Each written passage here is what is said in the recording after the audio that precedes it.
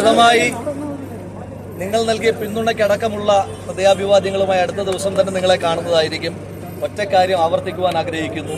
ഈ രാജാവെന്ന് വിചാരിക്കുന്ന കേരളത്തിന്റെ ഏകാധിപതിയായ ചക്രവർത്തിയോട് കിരീടം താഴെ വെക്കുക, ജനങ്ങൾ പിന്നാലെയുണ്ട് എന്ന് കേരളത്തിന്റെ മുഖ്യമന്ത്രി മറക്കാതിരിക്കുന്നത് നന്നായിരിക്കുമെന്ന് മാത്രമാണ് സൂചിപ്പിക്കാനായിട്ടുള്ളത്.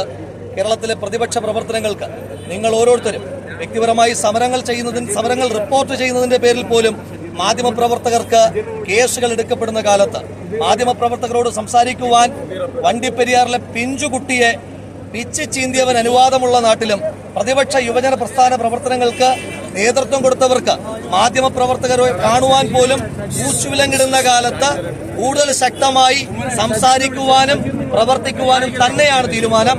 നാളെ KPCC വെച്ച് വളരെ വിശദമായി നിങ്ങളോട് സംസാരിക്കും.